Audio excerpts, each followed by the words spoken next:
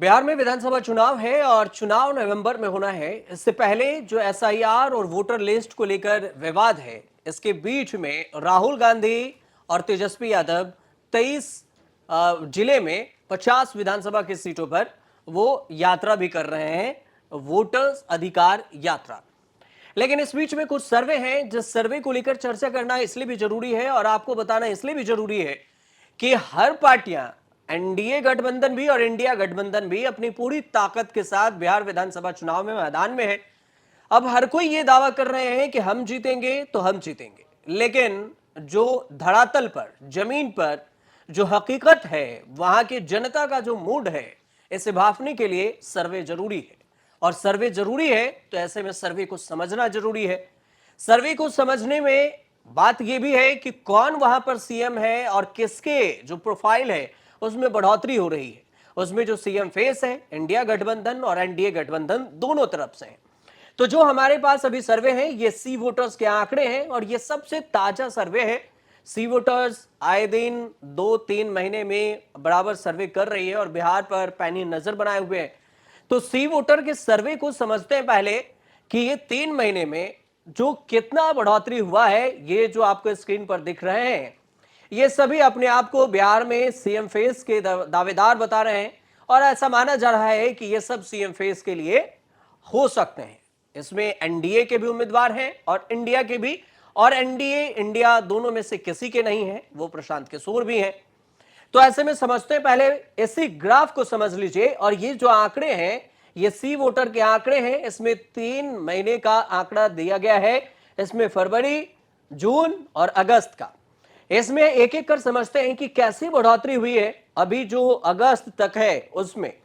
तो देखिए, सबसे पहले एनडीए के तरफ से यहां पर 3 नाम एनडीए के तरफ से है।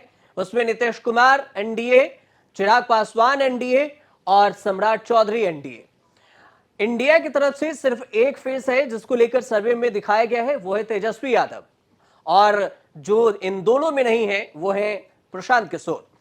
अब बात यह होती है कि नीतीश कुमार की जो फरवरी से लेकर फरवरी, जून और अगस्त में इनकी इमेज में कितनी बढ़ोतरी हुई है, कितने फीसदी लोगों की यह पसंद है।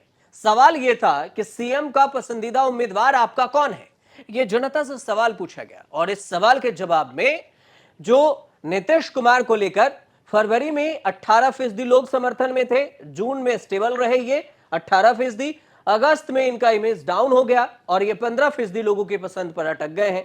अगस्त का ये बात है।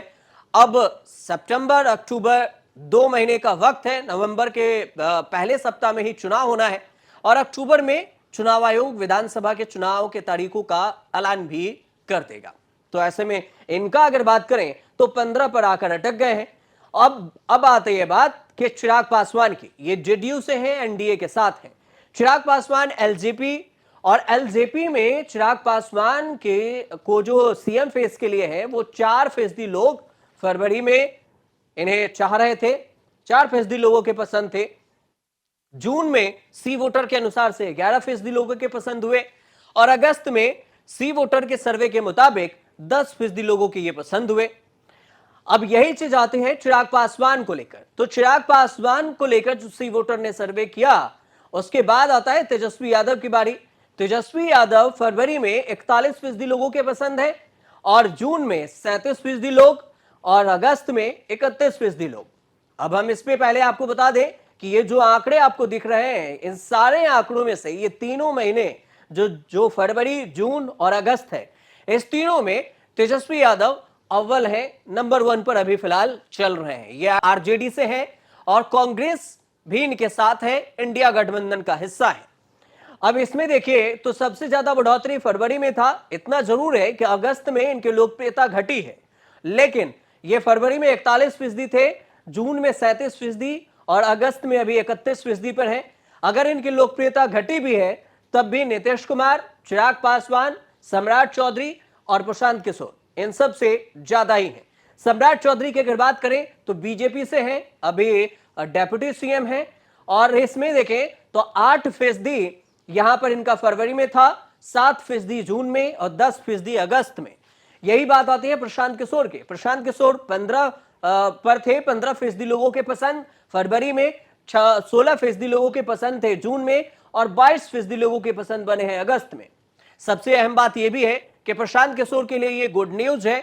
गुड न्यूज इसलिए भी क्योंकि फरवरी की तुलना में अगस्त को अगर देखें तो प्रशांत किशोर के नंबर में बढ़ोतरी हुई है, लोगों में इनकी लोकप्रियता बढ़ी है।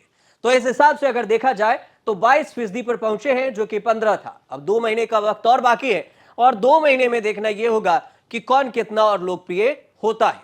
अब यह बात आपको जो दिखा है वो हमने आपको स्क्रीन पर दिखा दिया। अब आपको समझ में आ गया होगा कि ये जो जेडीयू है, चिराग पासवान, एलजेपी है और बीजेपी है, सम्राट चौधरी, तीनों गठबंधन के 3 फेस, इंडिया गठबंधन की तरफ से 1 फेस तेजस्वी यादव, और प्रशांत किशोर फिलहाल किसी गठबंधन में नहीं। सीट आए तो ये किंग मेकर बनेंगे या फिर नहीं, ये भी एक देखने वाली बात होगी। लेकिन फिलहाल इस ग्राफ को हमने आपको बताया, ये पूरे आंकड़े सी वोटर्स के हैं। कुछ और भी आंकड़े हैं जो एक महीने पहले भी बताए गए थे, उसे भी समझ लेते हैं कि सीएम फेस में कौन क्या है। नीतीश कुमार है, नीतीश कुमार की कुछ योजनाएं हैं जो चुनाव पर कितना प्रभावी होगा, इसे भी समझते हैं। अब बात करें अगर दूसरे ग्राफिक की, तो इसमें आपको देखिए एक जो मामला है, सबसे बड़ी बात यह है कि राहुल गांधी चुनाव आयोग को लेकर सवाल उठा रहे हैं। तो राहुल गांधी के चुनाव आयोग के सवाल में कितना दम है, ये सर्वे में, सी वोटर का सर्वे है और इसमें यह सवाल पूछा गया। तो चुनाव आयोग पर राहुल के आरोपों में दम है क्या? तो 59% लोगों का कहना है कि हां दम है, और 34% लोगों को कहना है कि दम नहीं है। ऐसे सवाल नहीं पूछने चाहिए और चुनाव आयोग जवाब भी नहीं देगा, मतलब इनके सवालों में दम नहीं है। लेकिन 59% लोग राहुल गांधी के साथ खड़े हैं। तो ये जो राहुल गांधी का मुद्दा है कि चुनाव आयोग वोट चोरी और एसआईआर, जो 65 लाख लोगों के नाम काट दिए गए, उसको लेकर है। तो ये भी एक दूसरा ही मुद्दा वहां पर चल रहा है बिहार में, अगर इसको समझे तो ये एक पहला हुआ। उसके बाद नीतीश कुमार के भी काम को समझेंगे, राहुल गांधी के काम को भी थोड़ा समझ लेते हैं पहले। अब दूसरा सवाल ये था, ये भी सी वोटर के आंकड़े हैं, और इसमें सवाल ये था कि चुनाव आयोग को राहुल को जवाब देना चाहिए क्या। लेकिन इसमें जो सवाल है, इसमें सी वोटर के आंकड़े जब देखेंगे तो उसमें ये आपको लगेगा, इसमें बताया जा रहा है कि 67% लोग ये कह रहे हैं कि हाँ, चुनाव आयोग को राहुल ने जो आरोप लगाया है उस पर जवाब देना चाहिए। 13% लोगों का यह कहना है कि नहीं, राहुल के आरोप पर जवाब नहीं देना चाहिए चुनाव आयोग को। तो यह भी एक अलग ही बात हो रही है यहां पर कि चुनाव आयोग के साथ भी ज्यादातर लोग नहीं है, लेकिन राहुल गांधी ने जो मुद्दा उठाया है उसके साथ ज्यादातर लोग हैं। तो यह एक अलग मुद्दा चल रहा है यहां पर, यह है वोट चोरी वाला मुद्दा, जिसको लेकर विपक्ष वोट चोरी का आरोप लगा रहा है उस पर। उसके बाद जो सी वोटर का सवाल था कि वोटर लिस्ट चुनाव में मुद्दा बनेगा क्या, ये जो एसआईआर में 65 लाख लोगों के नाम काट दिए हैं, ये मुद्दा बनेगा क्या।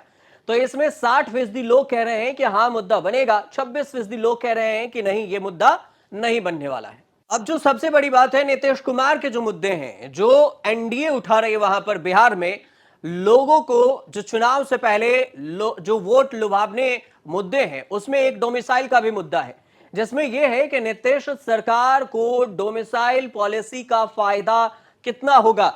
यह सी वोटर के आंकड़े में पता चला कि फायदा होगा क्या, यह भी है कि फायदा होगा क्या। तो इसमें है 63% लोग कह रहे हैं कि ये जो डोमिसाइल नीति है उसको लेकर नीतीश कुमार को फायदा हो सकता है चुनाव में।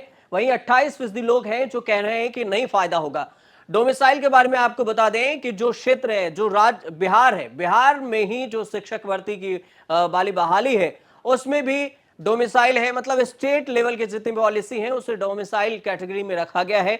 तो डोमिसाइल पॉलिसी का फायदा नीतीश कुमार को चुनाव में हो सकता है। ये सी वोटर का सर्वे बता रहा है कि नीतीश को फायदा हो सकता है। दूसरा, जो नीतीश कुमार ने एक सबसे बड़ा योजना कहें, सबसे बड़ा ऐलान कहें, उसका ऐलान किया है, वो है फ्री बिजली का।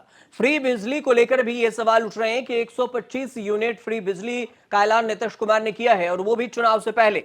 तो इसका कितना फायदा होगा। सी वोटर का सवाल था कि फ्री बिजली देने से नीतीश सरकार को चुनाव में फायदा होगा क्या। तो इसमें 63% लोग कह रहे हैं कि हाँ फायदा होगा, 31% लोगों का कहना है कि फायदा नहीं होगा। लेकिन पॉजिटिव न्यूज ये है नीतीश कुमार के लिए कि 63% लोग मान रहे हैं कि फ्री बिजली से नीतीश कुमार को फायदा हो सकता है। अब जो हमने आपको पहले बताया था कि 125 यूनिट फ्री बिजली है बिहार में, और इसमें सी वोटर का सवाल था कि 125 यूनिट फ्री बिजली देने से लोगों को फायदा कितना होगा। तो फायदा है या नहीं है। तो 45% लोग कह रहे हैं कि 125 यूनिट से फायदा है, 36% लोग कह रहे हैं कि फायदा नहीं है, 19% लोग कह रहे हैं कि हमें नहीं पता कि ये फायदा होगा या नुकसान होगा, लेकिन नीतीश कुमार के पॉलिसी जो है उससे चुनाव में फायदा हो सकता है, लेकिन कितना ये नहीं पता अभी। अब इसके अलावा नीतीश कुमार जो एक दो पॉलिसी को अपना रहे हैं और जिस पर सर्वे किया गया है सी वोटर का, वो है जीविका दीदी का। ओल्ड पेंशन बढ़ाने से नीतीश कुमार सरकार को कितना फायदा होगा, तो ये सबसे जो नीतीश कुमार के जो चुनाव में असर डालने वाली जो योजना है वो जीविका दीदी है और ओल्ड पेंशन है, जिसमें स्कीम को बढ़ाया गया है। तो पेंशन में बढ़ोतरी की वजह से 66% लोग कह रहे हैं कि फायदा होगा और उन 28% लोगों का कहना है कि नीतीश कुमार को इससे फायदा नहीं होगा। लेकिन तीनों योजना देखें अगर, तो नीतीश कुमार के लिए फायदेमंद हो सकता है। उसमें से एक ये भी है, फ्री बिजली भी है। तो नीतीश कुमार जो चुनाव से पहले हो सकता है कि ये सारी योजनाओं के बदौलत चुनाव में कुछ बड़ा उलटफेर कर दें। लेकिन यह भी संभावना है कि इंडिया गठबंधन की तरफ से तेजस्वी यादव के फेवर में ज्यादातर लोग हैं, उनके पास एमवाई फैक्टर भी है और राहुल गांधी एसआईआर और वोट चोरी को लेकर भी जो मुद्दा उठा रहे हैं वो भी लोगों पर हावी हो रहा है। कितना बदलेगा समीकरण, इस पर अभी 2 महीने का वक्त बाकी है। उससे पहले अगर कोई सर्वे आता है तो हम आपको जरूर बताएंगे। फिलहाल ये रिपोर्ट आपको अच्छी लगी हो तो हमारे चैनल से जुड़िए, सब्सक्राइब कीजिए, शेयर कीजिए, कमेंट कीजिए और देखते रहिए न्यूज़ तक।